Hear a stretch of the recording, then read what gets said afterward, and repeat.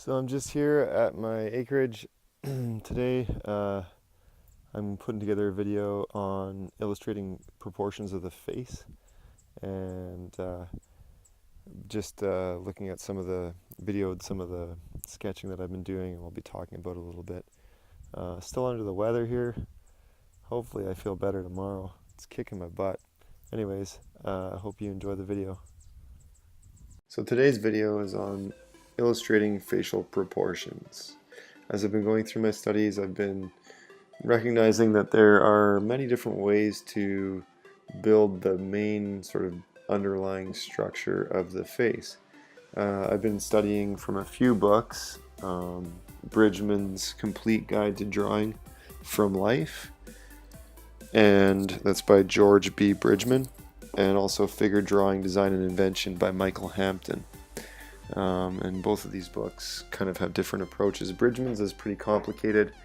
It kind of is a little bit heady. It's a little more complex and doesn't give super concrete direction. It sort of gives a number of different instructions and different ways on rendering the head. I'm still working through that one. I've just kind of started scratching the surface on it. I've been mainly looking at the Figure Drawing, Design and Invention book, which has been great. So most of what you're looking at here where I'm drawing this face is from that. One of the things that is unclear to me is sort of the width of the face. You can see here the eyes end up being a little bit far apart and the mouth is a little wide.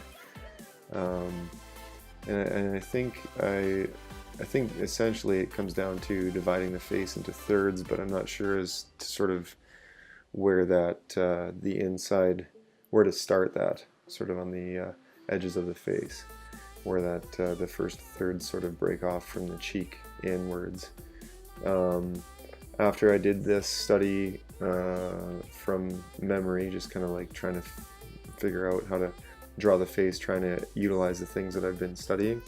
I also did a couple more, and I also did some studies from Phil Noto, who's a very successful illustrator, draws really wonderful faces. So I looked at a couple of his portraits, line studies, and tried to emulate essentially what he had done to try and just sort of reflect on my own structure and approaches to drawing the face. I think it can be helpful to look at artists who are well adept in their craft and get some input from looking at their work. So just kind of going backwards in my sketchbook here. So these were some of my earlier studies on the left, and then on the right hand side page you can see the studies that I did of Phil Noto's work, the girl and Kylo Ren on the bottom right, and just looking at how he breaks things down. One of the things I discovered is that my eyes were sort of high on the face. If you look on the left, that ink drawing of the man's face, the eyes are kind of high on the head, and they kind of ended up there using the instructions from the Design and Invention book, the figure drawing book. And I think that Michael Hampton kind of actually draws the eyes a little bit higher on the head so the faces are a little bit longer, and his instructions sort of render that. The one on the left was, again, applying those skills that I'm learning, the knowledge that I'm learning. So this is just from without reference, just sort of constructing or creating, inventing a face. And it turned out not too bad. Again, the eyes seem a little bit too wide. And on the right there, I just kind of was rendering the skull using green Copic and then sort of the underlying structure. Sorry about my voice, I'm still a little bit under the weather here. And of course the Copic bleeds through to the other side, so I just drew another face on there. And these are just a couple other studies that I did. The bottom of the page there, so these are again using the principles from Design and Invention. The face on the right, the man kind of looking up, you can see his face is a bit long. These are from Bridgman's. And so just starting to do a little bit of study on the Bridgman's approach. It's very different, a lot different, and kind of interesting. So there will be more to come as I go through the Bridgman stuff. It gets a little more complicated, talks about light and shadow and the masses of the face. So I'll keep rolling here. I hope this is helpful. Thanks.